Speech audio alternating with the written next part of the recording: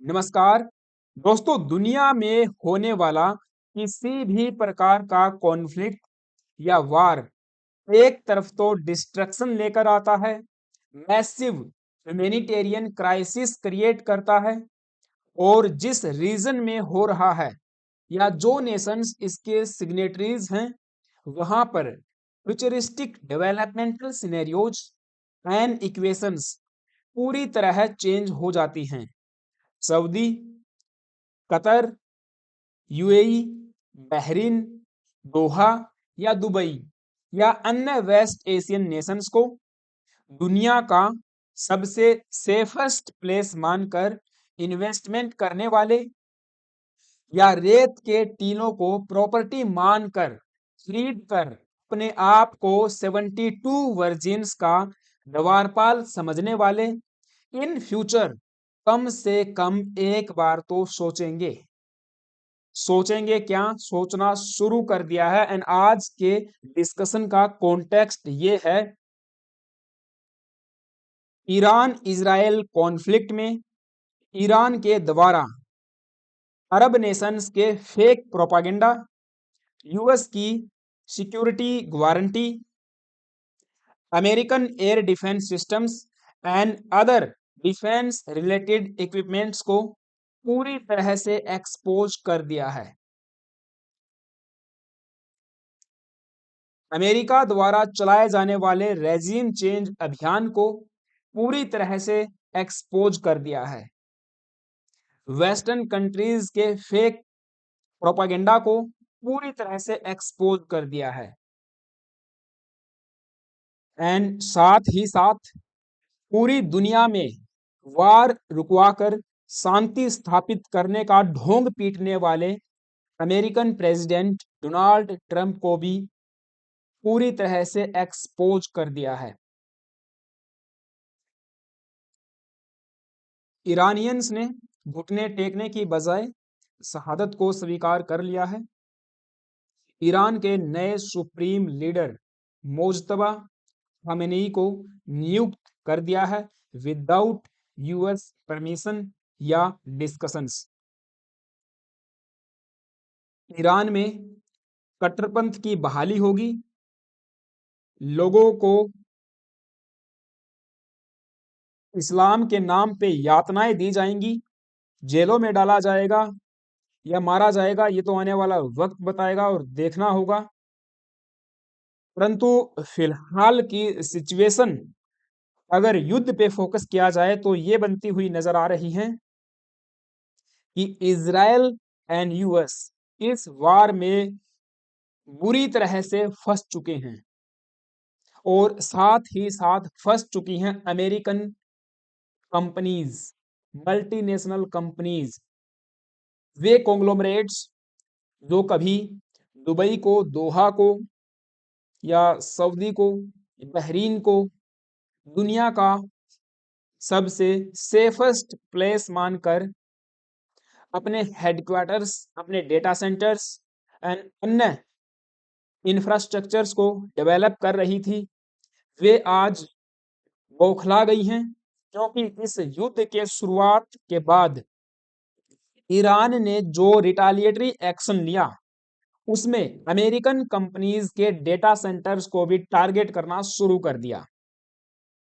तो जैसा हमने शुरुआत में कहा, होने वाला युद्ध या कॉन्फ्लिक्ट डिस्ट्रक्शन तो लेकर ही आता है, लेकिन साथ ही साथ उस रीजन से हट के किसी अन्य देश के लिए, किसी अन्य रीजन के लिए नए मौके भी लेके आता है, अपॉर्चुनिटीज भी लेके आता है। एंड ये होता हुआ नजर आ रहा है भारत और सिंगापुर जैसे नेशंस के लिए। ईरान ने मैसिव डेटा सेंटर्स पे स्ट्राइक किया, चाहे अमेजोन की बात करें, माइक्रोसॉफ्ट की बात करें या अन्य कंपनियों के डेटा सेंटर्स की बात करें। बताया गया है कि बड़े बड़े एआई क्लाउड सेंटर्स को टारगेट किया गया है। जिन कंपनीज के ये डेटा सेंटर्स थे वे अब विचार कर रही हैं कि भारत में शिफ्ट किया जाए, क्यों न वर्कलोड को भारत में शिफ्ट किया जाए, क्योंकि भारत के पास इतनी कैपेसिटी है कि इस मिडल ईस्टर्न डेटा सेंटर्स के वर्कलोड को आसानी से कंज्यूम कर सकता है, एब्जॉर्ब कर सकता है। भारत के पास वो पोटेंशियल है, भारत के पास टैलेंट पूल है, स्किल्ड लेबर है, and most importantly renewable energy का भंडार भी है, क्योंकि गवर्नमेंट ऑफ इंडिया लगातार उस पर काम कर रही है। तो न्यूज सबसे पहले आप यहां देख पाओगे, दी Fortune, Iran's attacks on Amazon data centers in UAE, Bahrain signals a new kind of war as AI plays an increasingly strategic role, analysts says। इनका सही कहना है, आर्टिफिशियल इंटेलिजेंस का जिस तरह से इस्तेमाल किया गया था ईरान इजराइल कॉन्फ्लिक्ट में एंथ्रोपिक के क्लाउड एआई का, ईरान ने सही तरीके से ड्रोन स्ट्राइक्स करके अमेजोन वेब सीरीज के फैसिलिटीज को टारगेट किया और अन्य गल्फ रीजन में इस्टेब्लिश्ड डेटा सेंटर्स को क्रिपल कर दिया। Iran conflict threatens Gulf data centre boom as attacks mount. और अभी ईरान रुका नहीं है, 8 तारीख को, 9 तारीख को और आज 10 मार्च को भी अटैक्स किए गए हैं, ऐसी न्यूज रिपोर्ट्स सामने आ रही हैं। Drone strikes disrupt regional cloud services, चाहे फिर वो आर्टिफिशियल इंटेलिजेंस से रिलेटेड हो या अन्य सर्विसेज हों।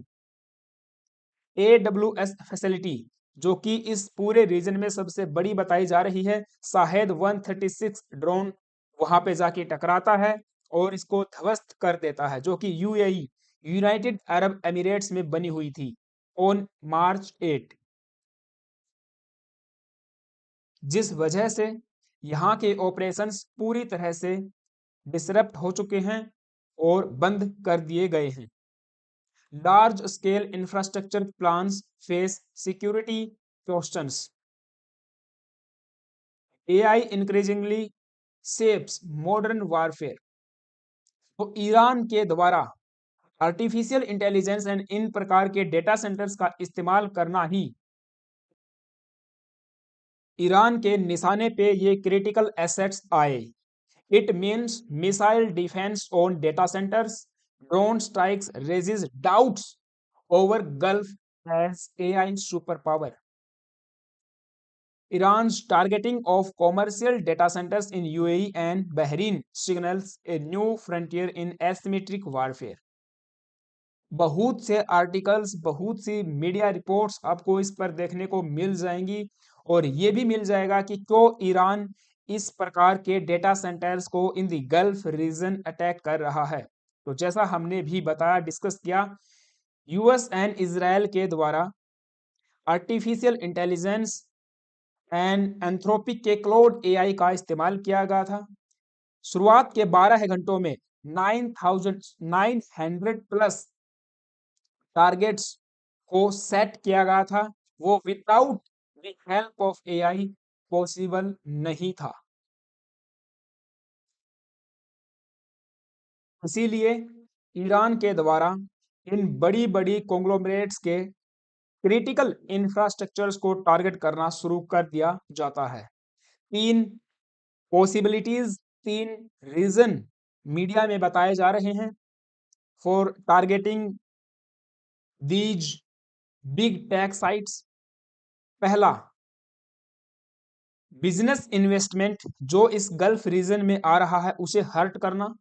Second, could be possible damage on military options with information in mind. और तीसरा,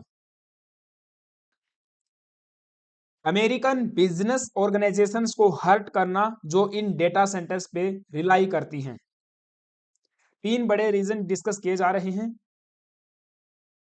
लेकिन कुछ भी हो, बिलियंस ऑफ डॉलर का नुकसान अमेरिकन को, यूरोपियन कंपनीज को एंड कुछ केसेस में मिडिल ईस्टर्न कंट्रीज को हो रहा है, जिसका फायदा भारत जैसे देश इन फ्यूचर उठा सकते हैं। क्योंकि खबर सामने आई है, after AWS data centres in Dubai hit, Why Amazon and Microsoft may be looking to reroute West Asia data centers workload to these cities in India.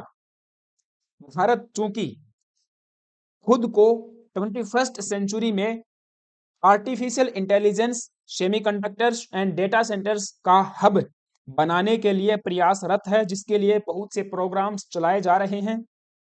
Google के द्वारा भी 20 बिलियन US$ का इन्वेस्टमेंट प्लान जारी है and government of India भी काम कर रही है। तो ऐसे में मुंबई, जो कि हमारे भारत का 50% artificial intelligence and data centres का वर्कलोड एब्जॉर्ब करता है, उसे भी तलाश किया जा रहा है। चेन्नई, हैदराबाद, कोची एंड मुंबई, ये वे लोकेशंस हैं जहां पे AWS, Amazon web services and Microsoft Azure जैसी कॉन्ग्लोमरेट कंपनीज अपने डेटा सेंटर्स बना सकती हैं। वहां पे क्रिटिकल इंफ्रास्ट्रक्चर डेवलप किया जा सकता है, क्योंकि इन्हें पता है वहां पहले से ही रेजिलिएंट सप्लाई चेन बिल्डअप है।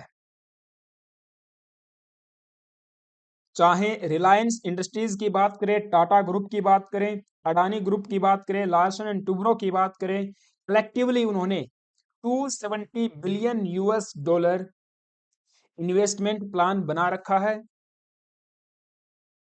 And over the next few years इस अमाउंट को इन्वेस्ट किया जाएगा।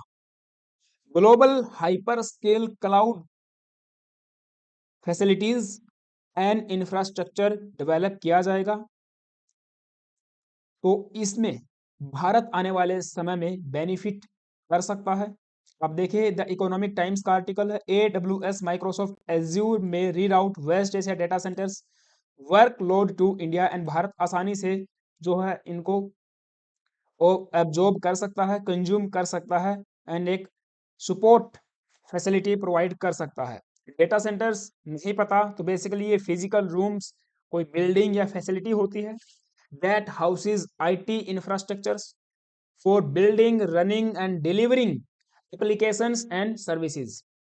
It also stores and manages the data associated with those applications and services.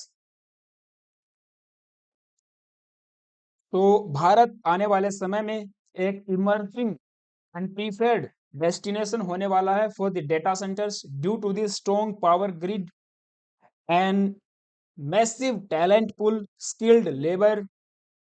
इसके अलावा ईज ऑफ डूइंग बिजनेस जैसे प्रोग्राम भी हेल्प कर सकते हैं। लैंड एक्विजिशन या अदर एनर्जी रिसोर्सेज की सप्लाई चेन भी काफी मजबूत है। ये कुछ रीजन हैं कि वे भारत में आना चाहते हैं और भारत की हेल्प कर सकते हैं इन फ्यूचर। सो फिलहाल के लिए ये न्यूज़ थी। आई होप कि आपको सारी बातें समझ आई होंगी। आप सबका क्या ओपिनियन है मुझे कमेंट बॉक्स में जरूर बताना गाइज। चैनल पे नए आए हो तो एक सब्सक्राइब करना, वीडियो अच्छी लगी तो एक लाइक कर सकते हो। Thank you, have a nice day.